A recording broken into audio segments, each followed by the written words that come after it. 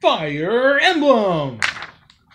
Hello everybody, my name is Sniper's Fun, and I welcome you back once again to the next character in this Newcomer series video, talking about various Newcomer ideas for the upcoming Smash Bros. Ultimate, Smash Bros. 5, Smash Bros. Switch on, obviously, the Nintendo Switch, coming in December, just a couple months from now, of which we don't know all the newcomers yet, but I've been talking about numerous newcomers for months now as potential ideas for the series, and now we are officially on character number 80! And we're going to be talking about today's video, the final of the 4 main characters from Fire Emblem Three Houses, Claude. And I was going to make this Sniper's Fun tries to pronounce name episode number 4, because I've already tried to talk about Elgard's name, Phoenix Wright's Japanese name, Dimitri's name, but quite frankly, Claude has the most normal, easiest to pronounce name of the Fire Emblem Three Houses cast, given that I don't know if Byleth has a last name or not, but it's Elgard von Hashtenberg, Dimitri Alexander Bladud, Claude von Reagan. That is the easiest name to pronounce! Claude von Reagan, the archer, the yellow archer from Fire Emblem Three Houses. So as always, 3 separate categories. Why does the character make sense for Smash Brothers? Moveset ideas in percentage chance I can actually see him getting in. Basically, let's first of all, why does Fire Emblem Three Houses deserve to get a character at all? And I mentioned the same thing in the Byleth video, in the Dimitri video, in the Elgar video. It's the newest Fire Emblem game. Easy advertising for intelligent systems and for Nintendo. The new game is coming out next year. It's return to home console, so it's going to be the biggest Fire Emblem game the series has seen in a long freaking time. It's good and easy to advertise, and that's kind of what Sakurai has always really done, Fire Emblem or otherwise, like especially Fire Emblem. We've always got a character from one of the newer games. The characters have always been majorly advertising. Roy was included in Melee. Ike was one of the newer characters for Brawl. You know, they represent Awakening in the new game, you know, for Smash Bros. 4, and then Fates came out and they represented it as an advertisement marketing thing in DLC. Wink Wink Nudge Nudge, Fire Emblem Three Houses itself deserves a character, given that the circumstances we've seen during, you know, for Fire Emblem in the game, even if it has to be DLC, and maybe base roster, but DLC more likely. And he stands out as one of the major characters, one of the main characters of the game. Like, all 4 of them are main characters, all 4 of them are possible. I do think Elgard and Byleth are the top 2 more likely choices, battling their way to the top for the Smash Bros. Choice. But Dimitri and Claude stand a chance too, even if it's smaller. I specifically pick him because he is a diverse character in terms of his moveset potential. He's still a major character in the series, you know, for the game, one of the main 4 characters. So I'd say that he specifically should be Claude's choice. And it'd be interesting to see a straight-up archer. We've seen numerous characters that, like Link and Pit, and characters that just use a bow. But he is an archer. His entire moveset is mostly based on using a bow. So it'd be kind of cool and different if he'd be the choice. I think he'd be the last choice they'd pick. Like I said, it's a battle between Elgar and Byleth at this point. One of those 2 are going to be the characters chosen for Smash Brothers. But I do think Dimitri and Claude stand a chance possibly too, even if it has to be included in the Final Smash. Like I mentioned with my Byleth Final Smash, where I had all 4 of them attacking people. So that's basically the reason why. Represents the new game, and that's why I picked Fire Emblem Three Houses, and he's one of the most original characters probably of the bunch, and he is one of the main 4 characters, and he still is a possible choice. He still is a major choice to pick, and they might want to pick him. You never know. Moveset ideas. Most of his big attacks are going to be in the specials, where he uses a thing called a bow and arrow, because he's an archer.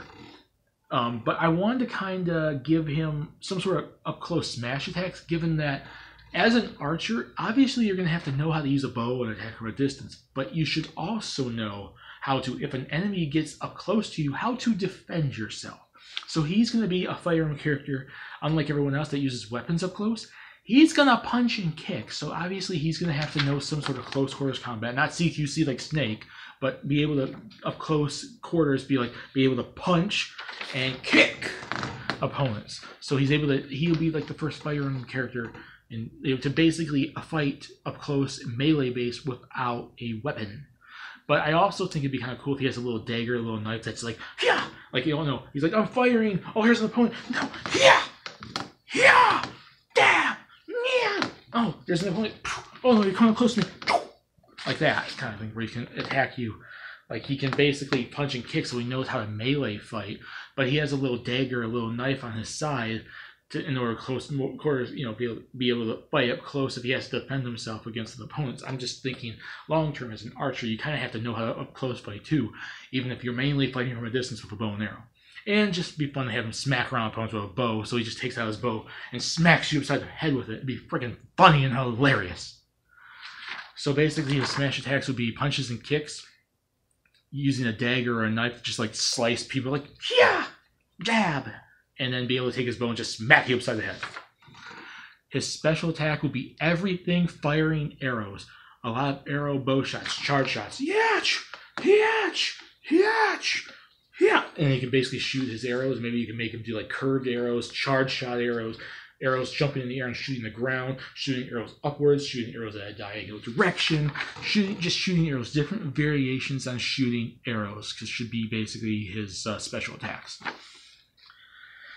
So that's what I'll do. And it's simple and to the point, where you could just fire it forward like Link. Maybe charge shots can do 2 or 3 arrows at once. Maybe you fully charge it. Maybe you could bring out an extra person and you get double shots from like one of your little buddy arrow archer buddies.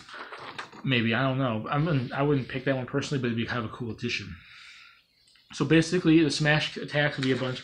Close quarters counts with punches and kicks, smacking people with bows, and even having a little dagger and knife to defend himself.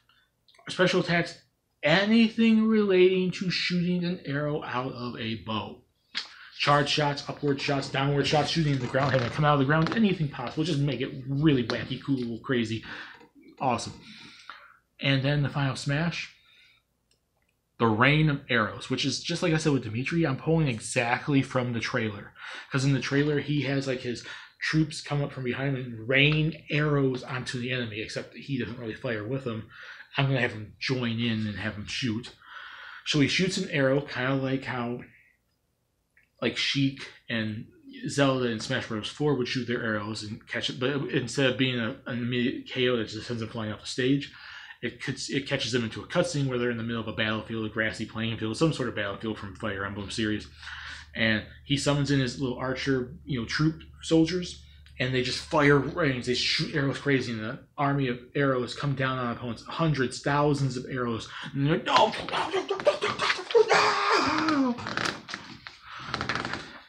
And then he just charges his bow up. He's like, final shot!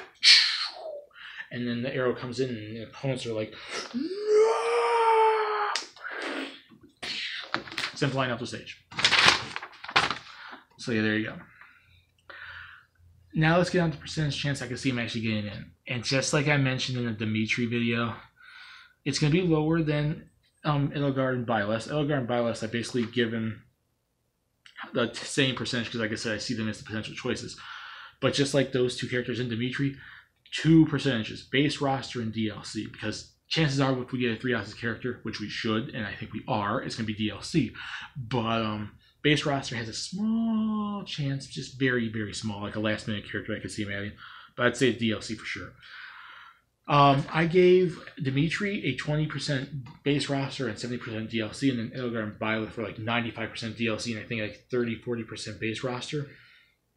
I'm going to give base roster for Claude 10% and 40% for DLC because, quite frankly, sad to say, he's, I think, the last of the 4 main characters of that game they probably would go for Smash Brothers.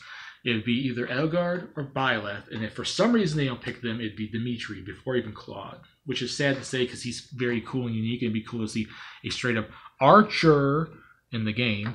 But, it is what it is, and I do think it's going to be Edelgard or Byleth or both. We might even see both. It'd be kind of cool. So yeah, that's it. 10% base roster because it's very unlikely to get on a base roster to even be him. It'd be Edelgard or Byleth. And DLC-wise, he's even lower than 70% I gave to Dimitri because that's even lower than Edelgard and Byleth being at 95%. There you go. And that's about it. That's it for character number 80. See, I'm 20 away from 100. Holy crap. But yeah, put in the comments below. You guys want to see a Fire Emblem 3 Houses character represented, or do you want to pick another Fire Emblem character? I mean, I still want to see Alm or Celica, but Fire Emblem 3 Houses I would love to see too because it's just all the unique weaponry they have. We have an archer, we have a lance user, we have an axe wielder. It'd be kind of cool to see them. It's a new game advertising reasons. But who would you pick? Like, would you pick Elgar? Would you pick Byleth? Would you pick Dimitri? Would you pick Claude? Put in the comments below. We can discuss it there. Does my moveset make sense? What moveset would it be cool to see the moveset, or do you disagree and want to change something? Is that a cool final smash? Is 10% base roster, 40% DLC too high, too low? I think he's the lowest of the four, because obviously it would be the two I've mentioned before. I've mentioned their names billions of times in this video, probably more than Claude himself.